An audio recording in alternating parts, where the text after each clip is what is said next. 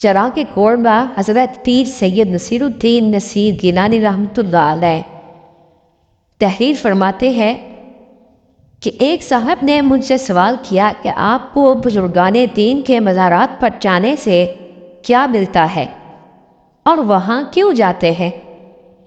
پہلے تو میں نے ان کے اسی فکرے کو الٹا کر کے یہ پوچھا کہ آپ کو وہاں نہ جانے سے کیا ملتا ہے اور آپ لوگ وہاں کیوں نہیں جاتے؟ اس کے بعد میں نے کہا کہ آج یورپ اتنی مادی ترقی کے باوجود سکون کی تلاش میں سرگرداں ہے۔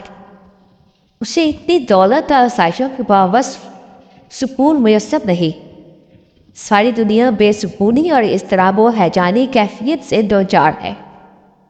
کوئی سکون کے لیے شراب پیتا ہے، کوئی افیون کھاتا ہے، کوئی ہیروئن کا استعمال کرتا ہے، مگر پھر بھی بے سکونی کا وہی عالم ہے، اور آئے دن ان کا سفینہ دل ہر لمحہ امواج خوف و ہراس کی لپیٹ میں آ کر دریائے خواہشات کے بھیانک مناظر کی طرف بڑھ رہا ہے۔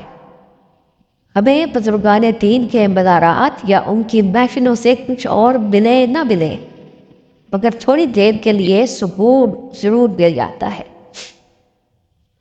اب اگر کوئی یہ کہے کہ حصول سکون کے اور مشاغل تھوڑے ہیں، تو اس کا جواب یہ ہے کہ انسانی فطرتوں کے باہمی اختلاف کی طرح ہر انسان کی فطرت کا مذاق سکون طلبی بھی مختلف ہوتا ہے۔ جاندار اشیاء آگ سے بھاگتی ہے اور آگ انہیں اذیت پہنچاتی ہے، مگر پروانے کو اسی آگ میں گلزار سکون دکھائی دیتا ہے۔ با رقیباں نہ کنم سجدائے خاک در دوست، ای نماز است کہ بے شرط جماعت باشد۔ یعنی میں رقیبوں کے ساتھ مل کر دوست کے دروازے پر سجدہ نہیں کرتا، مگر نماز محبت ایسی نماز ہے کہ اس کے لیے جماعت شرط نہیں۔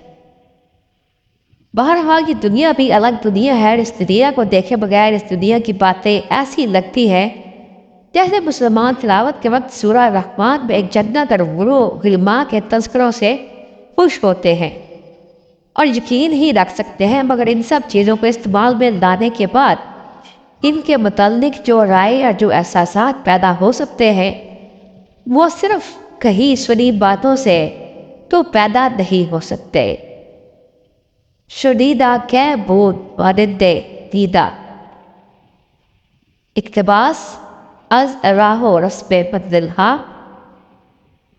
مصنف حضرت پیر سید نصیر الدین نصیر گیلانی رحمۃ اللہ علیہ۔